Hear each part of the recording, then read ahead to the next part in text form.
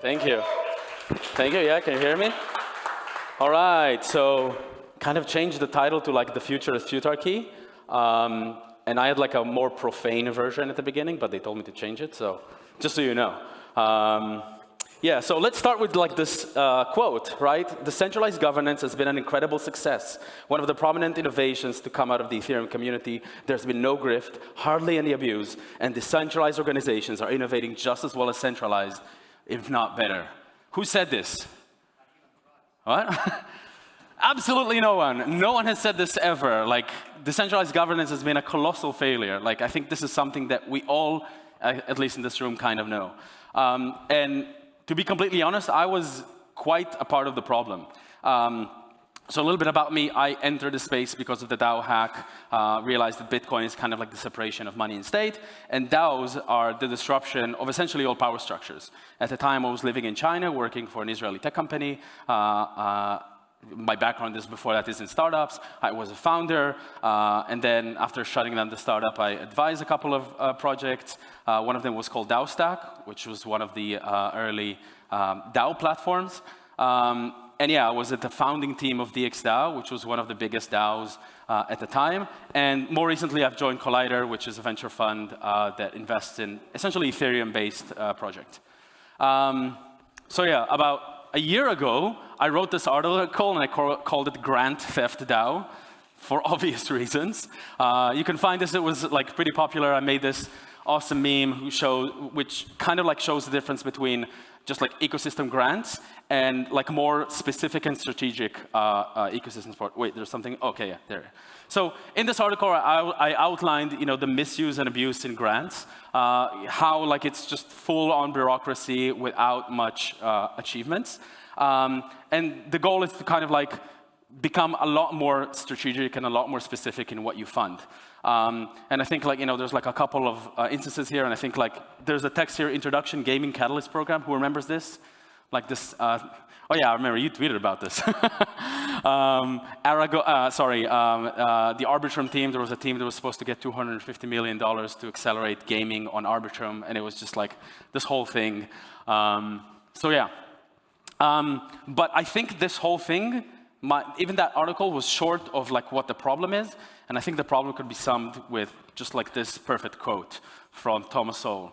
It's hard to imagine a more stupid or more dangerous way of making decisions than by putting those decisions in the hands of people who pay no price for being wrong. This is critical to understand what I think, could become the solution. And, so can devs do something? I think so. And it came from an unpredictable place, right? Prediction markets. I think most people here know what prediction markets are. Maybe you've used Polymarket, maybe you used Kalshi or Limitless. It became super prominent during like the Trump election or like the 2024 elections in the US. And like to narrow it down, basically, prediction markets allow you to profit from accurately predicting the future. And this means either you have access to information that other people don't, or you can generate this information that other people cannot. And even my normie friends are like, okay, I get this. And so the reality of prediction markets is that they work, right? About 1 month before markets resolve, they have about a 90% accuracy, and it's it could be like the quarterly revenue models of like publicly traded companies. It could be like who will be the next CEO, or it could be who will win the Eurovision, which some people here are fans, I hope. And so why do prediction markets work? Because they incentivize information that directly generates financial rewards. And this whole thing creates a very powerful mechanism to aggregate knowledge.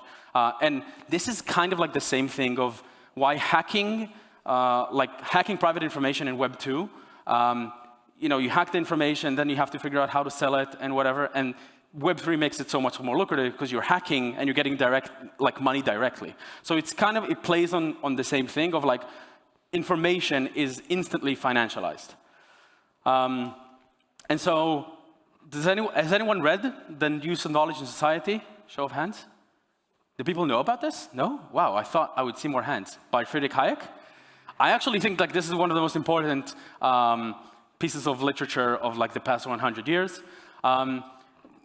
to briefly summarize it, he says that society's biggest challenges is to coordinate decentralized knowledge. Knowledge is everywhere, and how to bring it and coordinate it. And he says central planning fails because no one person can know anything, right? And the best solution that we've come up to coordinate this distribution of knowledge is with markets. And this is, height of like, communism versus capitalism. And, obviously a lot of people really, really liked his notions. And I think he's pretty much correct until today. And so I made an AI version of Hayek, and I asked him what he thinks about prediction markets, and he gave this brilliant quote, right? I realized long ago that no single planner could match the quiet power of many minds, each betting a piece of what they know to reveal the future. It's an AI, right? He didn't actually say this. Brings me to the question of like, where do we go from here, and what can we do? And I think Vitalik talked about this about a year ago in something called InfoFinance. And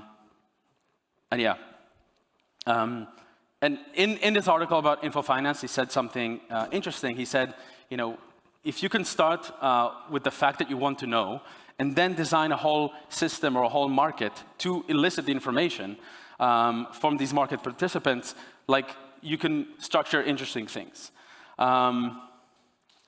So if prediction markets are used to predict outcomes, like you can qualify whether some event will likely happen in the future or not, what if we redesign the whole system instead of to predict outcomes to make decisions? And enter Futarchy. Who knows who this guy is? No? Yeah, okay, you do.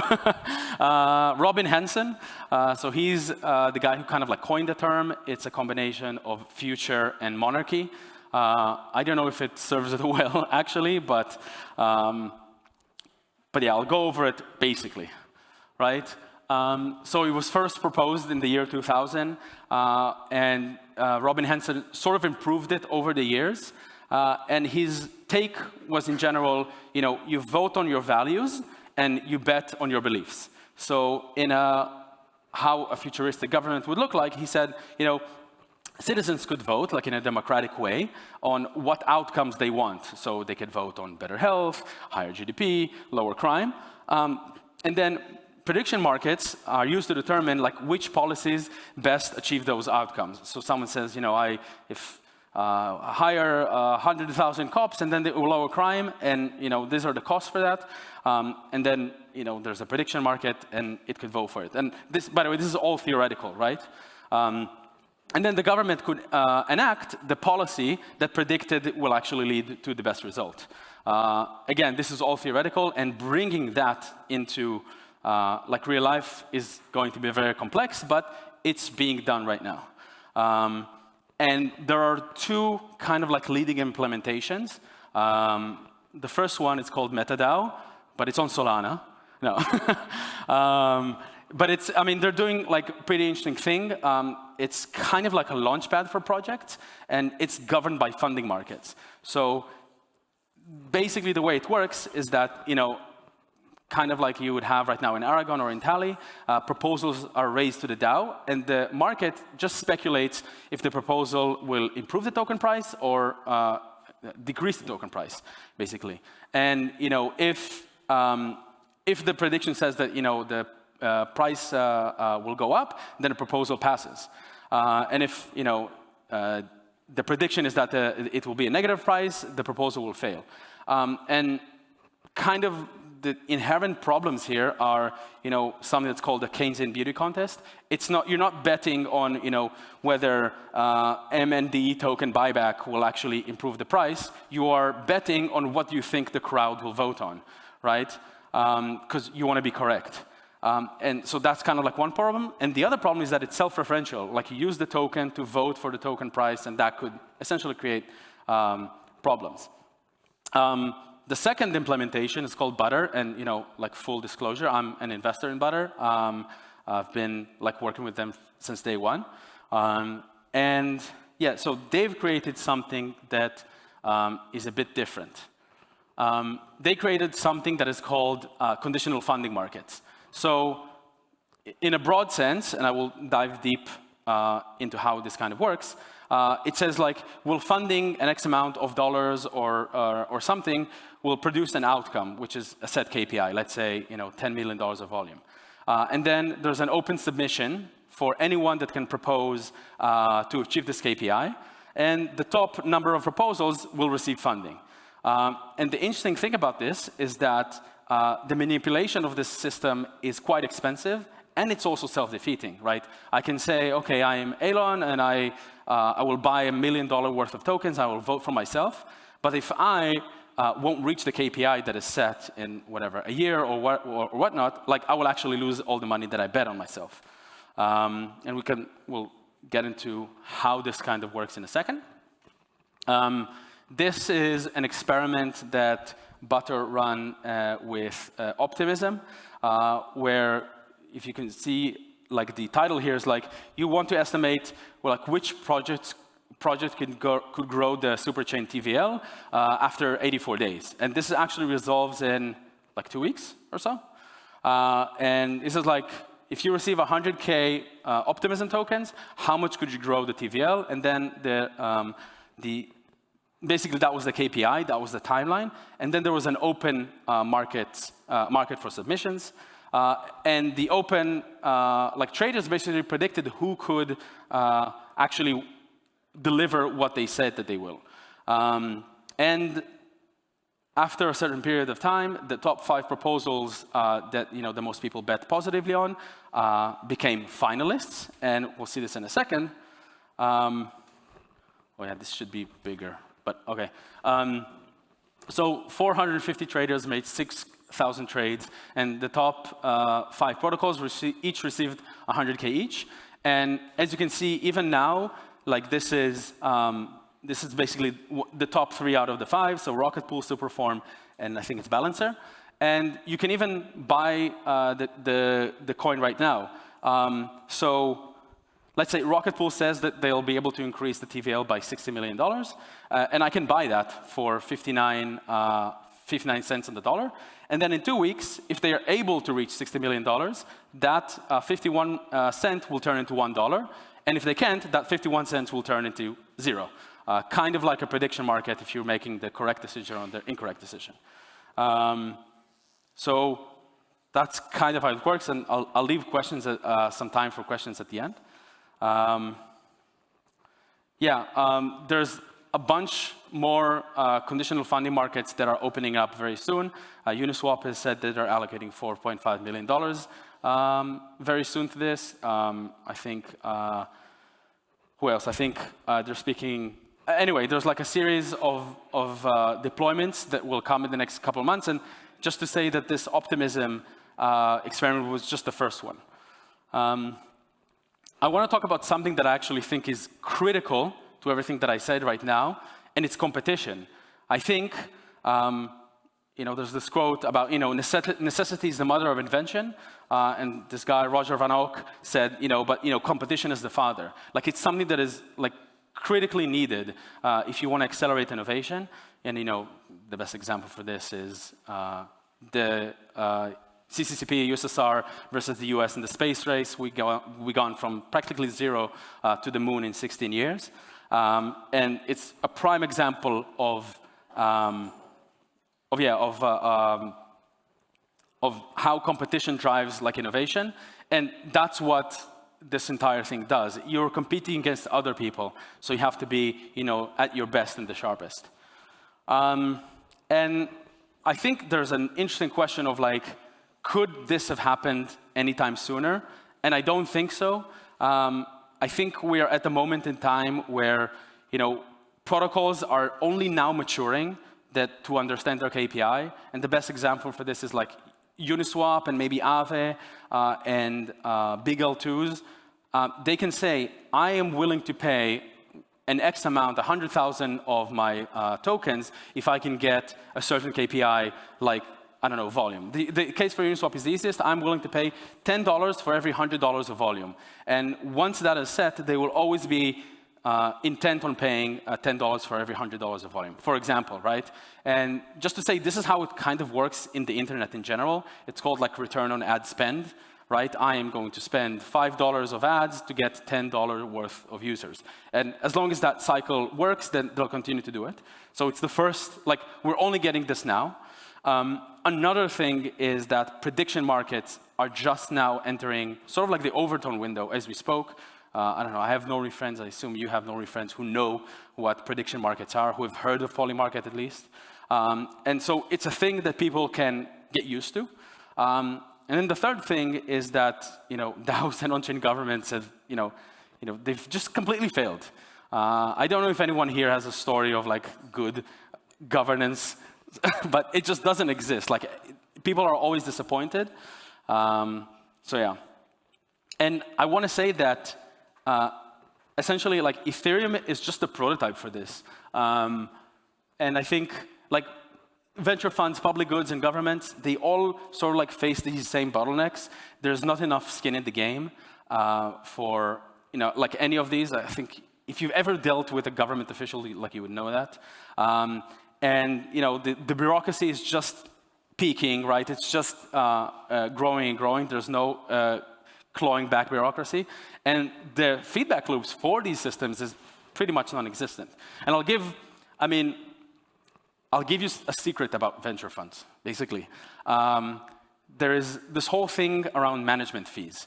And the way venture funds work, if I raise $500 million fund, I raise $500 million, I get 2% in management fees every year. Usually funds are between 7 to 10 years. And this is something that's really being talked about right now.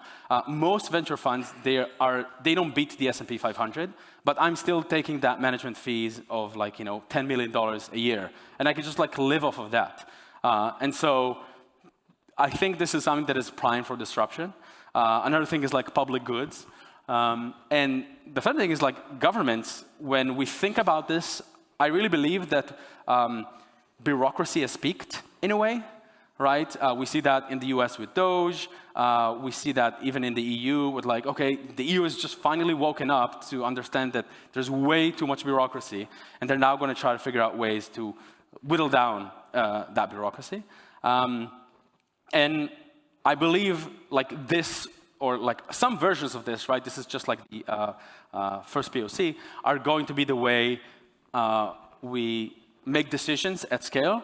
And obviously, like, this is the colony in Mars, right? There's no way we're going to run the colony in Mars in this weird, democratic, broken systems that we have right now. So, yeah, that's it. Any questions? I want to say, yeah. Do you want to? So for conditional funding markets and like Futarchy in general, right? It's a market-based mechanism, but it seems like the market actually is much larger, right? Like coin market cap is the Futarchy of crypto, right? Where if you think, there's some decision that the Ethereum Foundation is making that's really good, well, I'll allocate my capital to Ethereum instead of allocating it to Cardano. Right? Like, Charles says, oh, we're going to do something cool. We're going to raise this price. We think that's really good. Well, then people move their money from like, Ethereum to Cardano, right? So the market mechanism seems like it already exists, but conditional funding markets, sort of like, I have like a few questions. Like, I'm open to them working, but there's like a number of things that seem like blockers. But the main one is that they seem like very low volume, sort of like niche replications of the larger market that already exists, right? If you have a large amount of capital, well, actually, it's much better to just, buy Ethereum to bet on, the Ethereum Foundation or buy Cardano on the open market rather than participating in these prediction markets. How do you think that they're going to reach the scale necessary for decisions, right? In the graphic that you showed, sort of like the chart of the Solana-based Futarchy mechanism, it looked like there was actually maybe only 10 or 12 trades that actually happened there. How are these markets going to have any sort of like granularity to be useful compared to just the open market? Like maybe we just live in Futarchy. All of crypto is Futarchy. So I want to say that I completely agree. And I think, like in general, when you build stuff in crypto, you are sort of catering to various different audiences. And I think like shout out to Eylon because I think they've done it in the best way. They've marketed to the futurists in the space, right? There are people who came to Ethereum or came to crypto because they're like, oh, I want to build the future, right? There's another crowd of people who they're super excited about the technical implementation of things. And that's kind of like the second group. And the third group, and that a lot of crypto projects tend to ignore, is the degens. And it sucks to say it, but you have to figure out how you market to the degens. And the degens care about one thing and one thing only, making money, or gambling and making money, hopefully making money as well. And I think what you're describing is probably the biggest challenge for someone who is very idealistic about the space and idealistic like about Futarchy, where you have to market to the degens because you need their volumes, you need to bring them. And I mean, the difference between just like, okay, buy Ethereum or coin market cap or that aggregation is that there's probably alpha to be made here, right? Just like there is on Polymarket, right? And I think, I mean, even in Polymarket or like Limitless or any of those prediction markets, the traders who actually make money, it's not the ones who wait for the resolution. They're just like trading on imbalances right now, right? Okay, Trump is at 48%. I think it should be 52. I'm going to trade that spread. And so what you're describing is it's a huge challenge, and I agree with you. I hope that in a way we might be able to bring the meme coin traders from Solana, which is it has insane volumes and it's very clearly just pure gamble. But if you can give them the notion of it's not just gambling, it's also some skill involved, and you need to, maybe research a bit, then hopefully, we'll be able to bring them. But that still stands as one of the biggest challenges. As most crypto stuff is like, the go-to-market. How do you get users? How do you get traders? So, yeah. Yeah, sort of like a quick follow-up on that, because I also think about this a lot because, for Tally, we don't do Futarchy, so it's something that it's like, keep a close eye on. To sort of your point there, there's like another two issues that sort of feel a little bit unsolved for me. One is you just mentioned you bring degens over from like Solana, where there's a little bit of skill involved, and skill actually seems to be barrier to entry for gambling, right? Like if you actually had, like the more skill that's required, the more it looks like a job, right? Like eventually it's like all skill and it's just work, right? Yeah, but if you ever spoken to a meme coin trader, they're like, I have the alpha, I am in these groups, I know. True, but they think at least. That's true, but it's the same if you look at like, the TikTok like slot machine people and they think they have it worked out. And they think there's like some sort of skill involved in it. And then when you think about it, like in the scale, when we talk about like degens or like what is the actual total market scale, market opportunity, I think it's like a good comparison to think of like, well, how large is the bond market versus how large is like Las Vegas? And there's definitely a lot of money to be made in Las Vegas, right? If that is like a, conditional funding market, but actually the open market, like the bond market is actually much, much, much, much larger. Yeah.